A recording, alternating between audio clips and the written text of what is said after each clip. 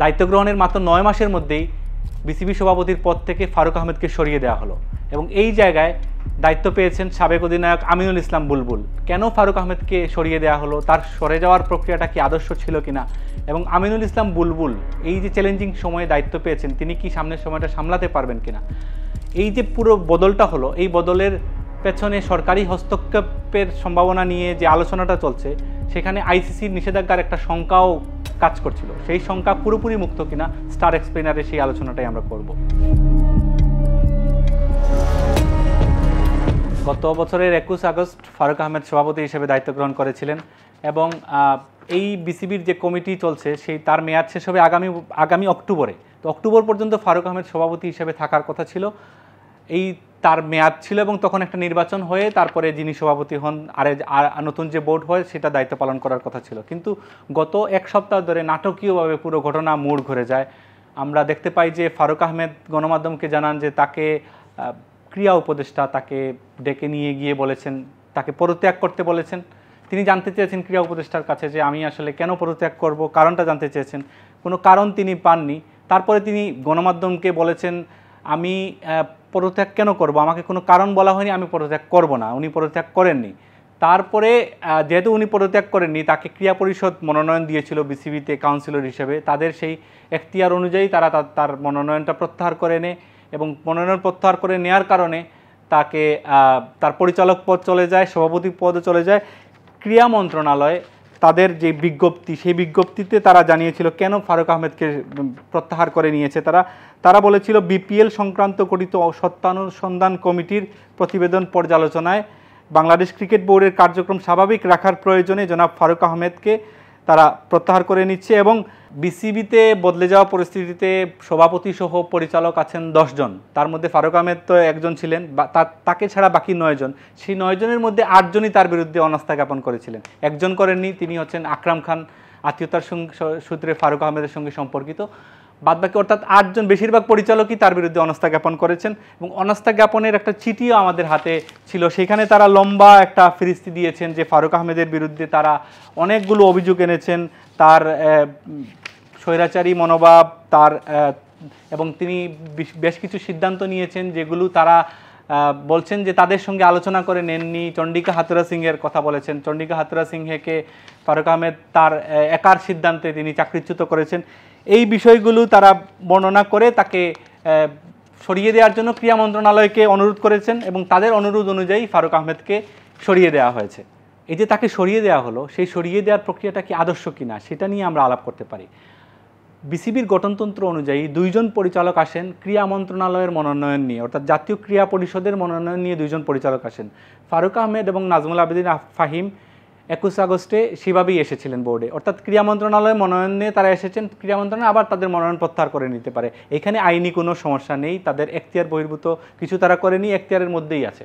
কিন্তু এখানে প্রশ্নটা হচ্ছে আদর্শ কিনা, কারণ ফারুক আহমেদকে সরিয়ে দেওয়া হয়েছে যেসব অভিযোগের ভিত্তিতে তারা যেটা বলছেন বিপিএল সংক্রান্ত এবং 8 জন পরিচালকের অনাস্থা, সেই অনাস্থায় আমরা যেই সব কারণগুলো দেখেছি সেই কারণগুলোর সঙ্গে কিন্তু বাকি পরিচালকরাও সম্পৃক্ত ছিলেন। আমরা যদি একটু ব্যাখ্যা করি যে বিপিএল সংক্রান্ত যে বিষয়টা এখানে বলা হয়েছে, বিপিএলের কার্যকারী পরিচালনা পরিষদের সদস্য সচিব ছিলেন নাজমুল আবেদিন ফাহিম, মানে বিপিএল পরিচালনার পুরো দায়িত্বভার ছিল তার উপর। তিনি যদি বিপিএলে যেসব সমস্যা আমরা হয়েছে, বিপিএলে ফিক্সিংয়ের গুঞ্জন উঠেছে, অভিযোগের নিয়ে নানান খবর বেরিয়েছে, পারিশ্রমিক নিয়ে একটা হযবরল অবস্থা হয়েছে, খেলোয়াড়রা পারিশ্রমিক পাননি এবং ক্রিকেটাররা এবং বিদেশি ক্রিকেটাররা ম্যাচ বর্জন করেছেন, বাংলাদেশের ইতিহাসে যেরকম সমস্যা হয়নি সেগুলো এবার বিব্রতকর সমস্যাগুলো হয়েছে। কিন্তু নাজমুল আবেদিন ফাহিমকে কিন্তু মজার কথা হলো নতুন যে কমিটি ফর্ম করা হয়েছে, আমিনুল ইসলাম বুলবুল সভাপতি হয়েছেন এবং তারপরে একটা রিসাফল হয়েছে, নাজমুল আবেদিন ফাহিম কিন্তু সহ সভাপতি হিসেবে পদোন্নতি পেয়েছেন। আবার ফারুক আহমেদকে সরিয়ে দেওয়া হয়েছে। এখানে প্রশ্ন উঠতে পারে যেই কারণে ফারুক আহমেদকে সভাপতিকে সরে যেতে হলো, সেই একই কমিটির সদস্য সচিব ছিলেন নাজমুল আবেদিন ফাহিম, তাকে তো সরিয়ে দেওয়া হলো না। মানে একজন একই ইস্যুতে 2 জনের বেলায় 2 রকম কেন নিয়ম করা হলো, সেটা নিয়ে একটা গুরুতর প্রশ্ন আসতে পারে। এবং এইখানে আরও কয়েকদিন ধরে আমরা দেখছিলাম যে ফারুক আহমেদের বিরুদ্ধে কিছু গণমাধ্যমে কিছু অর্থনৈতিক বিষয় নিয়ে ইরেগুলারিটিসের অনিয়মের অভিযোগ উঠছিল। কিন্তু সেই অনিয়মের আমরা এখন মজার কথা হলো, এখানে একটা মজার কথা হলো যে অর্থ কমিটি যে কমিটি করা হয়েছিল এবং সেই কমিটিতে কিন্তু যিনি যা আরও দুইজন পরিচালক স্বাক্ষর করেছিলেন ফিনান্সিয়াল ইস্যুগুলোতে, মাহবুব আনাম এবং ফাহিম সিনহা, তারাই কিন্তু আবার ফারুকের বিরুদ্ধে অনাস্থা জ্ঞাপন করেছেন। যদি ফারুক আহমেদের অর্থনৈতিক বিষয়ের অনিয়ম হয়, তারা তাহলে ওই সেই অনিয়মের কাগজে তারা কেন স্বাক্ষর করলেন, এই প্রশ্নটাও কিন্তু এখন উঠছে। এবং গত 9 মাসে বিসিবির যেসব বিশৃঙ্খলা আমরা দেখতে পাচ্ছি, জাতীয় দলের পারফরমেন্সটাকে আমরা একটু দূরে সরিয়ে রাখি, জাতীয় দলের পারফরমেন্স নানান কারণেই নানান সময় খারাপ ভালো হয়, তারপরে যেসব আমরা অনিয়ম যদি আমরা একে একে যেই বিশৃঙ্খলাগুলো দেখি, বিপিএল নিয়ে যদি শুরু করি, বিপিএলের আমরা আগে একটু উল্লেখ করেছি, হযবরল অবস্থা ছিল পারিশ্রমিক ইস্যুতে, ফিক্সিং ইস্যুতে, নানান ইস্যুতে। তারপরে ঢাকা প্রিমিয়ার লিগ, সেখানেও পারিশ্রমিকের ইস্যু এসেছে। তারপরে ঢাকা প্রিমিয়ার লিগে একটা ম্যাচে অদ্ভুতভাবে ফিক্সিংয়ের একটা গুঞ্জন উঠেছে, সেই অভিযোগ এসেছে। তারপরে আবার একটা ঘটনা, একজন খেলোয়াড়কে নিষিদ্ধ করা, তারপরে আবার সেই নিষেধাজ্ঞা কাউকে না জানিয়ে প্রত্যাহার করা, 4 বার সিদ্ধান্ত বদল, এরকম বিশৃঙ্খলা আমরা দেখেছি যে কার নিয়ন্ত্রণে কি চলছে সেটা তার বাইরে গিয়ে যেসব অভিযোগ এসেছে, আর্থিক অনিয়ম নানান কিছু, সেগুলো কিন্তু প্রমাণিত না, কিন্তু সেই অভিযোগগুলো আমরা বিভিন্ন গণমাধ্যমে দেখেছি। কিন্তু এই যে বিষয়গুলো, এই বিষয়গুলোর সঙ্গে কিন্তু বিসিবির বাকি 8-9 পরিচালকই যুক্ত ছিলেন। খুবই মজার কথা হলো যে তারা বলেছেন ফারুক আহমেদের হাতুড়ে সিংহেকে একার সিদ্ধান্তে তিনি চাকরিচ্যুত করেছেন এবং ফারুক আহমেদ এই পুরো দায়টা ফারুক আহমেদের। কিন্তু ফারুক আহমেদ হাতুড়ে সিংহকে যখন চাকরিচ্যুত করেন ফারুক আহমেদ, তখন কিন্তু বাকি 8 পরিচালক বা ওই কমিটির যারা সদস্য ছিলেন তারা কিন্তু কোনো আপত্তি করেননি, গণমাধ্যমকেও তারা ওই পাশেই বসেছিলেন, তারা কিন্তু পুরো ব্যাপারটা সায় দিয়েছিলেন। এই প্রশ্নটা বারবার আসছে, তাহলে কি তারাও এই পুরো যে বিশৃঙ্খলা চলছিল গত কয়েকদিন ধরে, এই দায় কি তারাও এড়াতে পারেন? তারা যদি এড়াতে না পারেন তাহলে শুধু একজনকেই কেন সরে যেতে হলো? সেই কারণে এই সরে যাওয়ার বা সরিয়ে দেওয়ার প্রক্রিয়াটা আদর্শ হয় না। এবার আসি আমিনুল ইসলাম বুলবুলকে নিয়ে। আমিনুল ইসলাম বুলবুল বাংলাদেশের সাবেক অধিনায়ক, প্রথম টেস্ট সেঞ্চুরিয়ান। তিনি গত 19 বছর ধরে, প্রায় 18-19 বছর ধরে আইসিসিতে কাজ করছেন, আইসিসির বিভিন্ন ডেভেলপমেন্ট প্রোগ্রামে কাজ করছেন আইসিসির কর্মকর্তা হিসেবে। তিনি বাংলাদেশে থাকেন না, বাংলাদেশের বাইরে ছিলেন এই গত কয়েক বছর ধরে। তিনি অস্ট্রেলিয়া প্রবাসী এবং বিভিন্ন দেশে, বিভিন্ন ছোটোখাটো দেশে আইসিসির উন্নয়ন কার্যক্রমগুলো উনি পরিচালনা করেন। তো আমিনুল ইসলাম বুলবুল বাংলাদেশের ক্রিকেটে এর আগেও বারবার উঠেছে যে আমিনুল ইসলাম বুলবুলকে বাংলাদেশের ক্রিকেটে কোনোভাবে যুক্ত করা যায় কিনা। তিনি বারবারই অনাগ্রহ দেখিয়েছেন বা কোনো পক্ষ থেকে কোনো কিছু হয়নি, তেমনভাবে আগায়নি।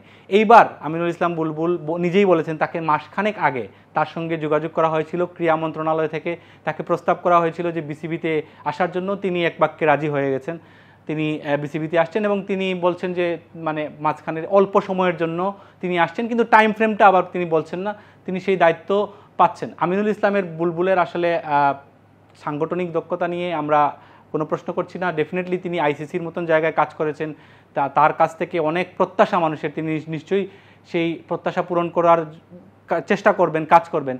কিন্তু এখানে প্রশ্নটা থেকে যায়, আমিনুল ইসলাম বুলবুল যাদের নিয়ে কাজ করবেন, যেই অবস্থায় কাজ করবেন, যে পরিবেশে কাজ করবেন, তিনি তার সেই দায়িত্ব পালন করতে পারবেন কিনা। কারণ ফারুক আহমেদও কিন্তু যখন সভাপতি হন 21 আগস্টে, আমাদের মনে আছে, তার কাছে অনেকগুলো প্রশ্ন ছিল, অনেকগুলো প্রশ্ন দিয়ে গিয়েছিল যে তাকে প্রশ্ন করা হয়েছিল তিনি এই পরিস্থিতিতে তিনি কতটা কি সামলাতে পারবেন, তিনি পুরো পরিস্থিতিটা সামলাতে, তিনি সবাই কিন্তু আশাবাদী ছিলেন, তাকে যারা শুভকামনা জানিয়েছিলেন এবং তার দক্ষতা নিয়েও তখনও প্রশ্ন ওঠেনি। তিনি ক্রিকেট বোর্ডে এর আগে প্রধান নির্বাচক হিসেবে কাজ করেছেন, খুবই গুরুত্বপূর্ণ দায়িত্ব পালন করেছেন, সফলতার সঙ্গেও কাজ করেছেন, কাজেই তাকে নিয়ে অনেক আশাবাদ ছিল। আমিনুল ইসলাম বুলবুলকে নিয়েও সেই একই আশাবাদ আছে। কিন্তু এখানে প্রশ্ন থেকে যায়, যে পরিস্থিতিতে আমিনুল ইসলাম বুলবুল এখন দায়িত্ব নিলেন, তিনি যে সামনের সময়টা, যে চ্যালেঞ্জিং সময়টা, সেটা কীভাবে সামলাতে পারবেন কিনা। কারণ তার যে সিস্টেমের মধ্যে দিয়ে তিনি ফারুক আহমেদ গিয়েছেন, আমিনুল ইসলাম বুলবুলকে তো একই সিস্টেমের মধ্যে দিয়েই যেতে হবে, কোনো কিছুই তো আসলে চেঞ্জ হয়নি। তো সেই জায়গায় আমিনুল ইসলাম বুলবুলের কাছে একটা গুরুতর চ্যালেঞ্জ। এখানে আরেকটা বিষয়, তিনি বলছেন খুব অল্প সময়ের জন্য দায়িত্বে এসেছেন। আমরা শুনতে পাচ্ছি অক্টোবরে বিসিবির নির্বাচন হওয়ার কথা, অক্টোবরের নির্বাচন হলে 3-4 মাস সময় আছে। এই 3-4 মাস সময় আসলে একজন ব্যক্তির পক্ষে তিনি যতটাই দক্ষ হন না কেন, কী ডিফারেন্স মেক করা আসলে সম্ভব, সেই প্রশ্নটাও কিন্তু জরুরি। এবার আসি ক্রিকেট বোর্ডে সরকারি হস্তক্ষেপ সম্পর্কে এবং সেই হস্তক্ষেপ হলে তার পরিণতি কী হতে পারে সেটা নিয়ে এটা আলোচনা করি। আমরা এর আগেও দেখেছি যে আসলে ফিফা বা আইসিসি এই সংগঠনগুলো খুবই কঠোর একটা নিয়ম তারা পালন করে, যে তাদের নির্বাচিত কোনো ক্রিকেট বোর্ড বা ফুটবল ফেডারেশন এগুলাতে যদি ওই সরকারের কোনো হস্তক্ষেপ করা হয় তাহলে তারা সেটা সহ্য করে না, ওই কমিটিকে তারা বাতিল একটা সার্টেন পিরিয়ডের জন্য ওই ফেডারেশন বা ওই বোর্ডকে তারা নিষিদ্ধ করে রাখে। তো সেই নিষেধাজ্ঞার সংখ্যায় কি আসলে বাংলাদেশ আছে? সেই জায়গায় আসলে এখন এই ব্যাখ্যাটাই করব। এটা অস্বীকার করার উপায় নাই যে ক্রিকেট বোর্ডে সরকারি হস্তক্ষেপ হয়েছে, কারণ আমিনুল ইসলাম বুলবুল নিজেই বলছেন 1 মাস আগে ক্রীড়া মন্ত্রণালয় থেকে ইভেন ক্রীড়া উপদেষ্টা ওনাকে ফোন করে বলেছেন বিসিবিতে যুক্ত হতে। তারপরে উনি সভাপতি হওয়ার আগেও বিভিন্ন গণমাধ্যমে বলেছেন তাকে এইভাবে অফার দেওয়া হয়েছে। তারপর প্রক্রিয়ায় গিয়ে ফারুক আহমেদকে সরিয়ে দেওয়া হয়েছে। এটা আসলে বোঝা যাচ্ছে যে সরকার, এবং ফারুক আহমেদও বলছেন তাকে কন্টিনিউ করতে চায় না সরকার, সে কারণে সরে যেতে বলেছে। তিনি সরে যাননি, তাকে সরিয়ে দেওয়া হয়েছে।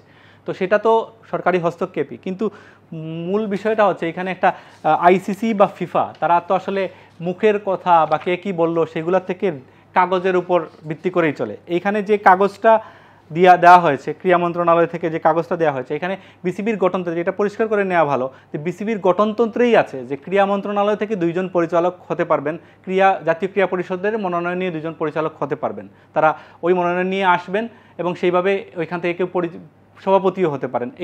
এটা গঠনতন্ত্রে উল্লেখ করা আছে। তো সেই জায়গায় ফারুক আহমেদ এসেছিলেন, যেহেতু তিনি ক্রীড়া মন্ত্রণালয়ের মনোনয়ন নিয়ে এসেছিলেন, ক্রীড়া মন্ত্রণালয় চাইলে আবার তার মনোনয়ন প্রত্যাহার করতে পারে, এখানে কোনো আইনের ব্যত্যয় হয় না। এবং সরকারি হস্তক্ষেপ নিয়ে তারা সেখানে আসলে কৌশলগতভাবে আমার মনে হয় তারা ওই জায়গায় ক্লিয়ার হয়ে গেছে।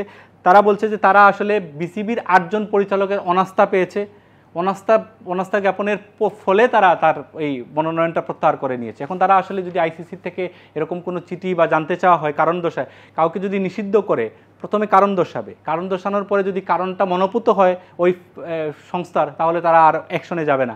তো আইসিসি যদি বিসিবির কাছে জানতে চায় যে কেন এরকম হলো, হস্তক্ষেপ হলো বা এরকম বা হয়েছে কি না কি হলো, তখন তারা বলবে যে আসলে বিসিবির 8 পরিচালক তো অনুরোধ করেছিলেন ক্রীড়া মন্ত্রণালয়কে, তাদের অনাস্থা জ্ঞাপন করেছিলেন। বেশিরভাগ পরিচালক যেহেতু অনাস্থা জ্ঞাপন করেছেন সরিয়ে দেওয়ার জন্য, তাদের এখতিয়ার অনুযায়ী তাদের ওই মনোনয়নটা তারা প্রত্যাহার করে নিয়েছে। কাজে ওই জায়গায় আসলে বিসিবি আপাতত শঙ্কামুক্ত। কিন্তু এই ধারা যদি আবার বহাল থাকে, যেমন আমিনুল ইসলাম বুলবুল তো একইভাবে সভাপতি হয়েছেন, তিনিও ক্রীড়া পরিষদের মনোনয়ন নিয়ে এসেছেন, তাকেও আবার একইভাবে সরিয়ে দেওয়া হতে পারে যে কোনো সময়, এই এখতিয়ার তো তাদের কাছে আছে। তখন কিন্তু বারবার এই কাজটা হতে থাকলে তখন বাংলাদেশের ক্রিকেট আসলেই শঙ্কার মধ্যে পড়বে, এবং আইসিসির শঙ্কা তো শুধু না, আপনার ডেভেলপমেন্ট, উন্নয়ন সব কিছুই একটা বাধার মুখে পড়ার অনেক বেশি সুযোগ রয়েছে। যদি এখন শঙ্কামুক্তও থাকে, পরবর্তীতে শঙ্কামুক্ত নাও থাকতে পারে।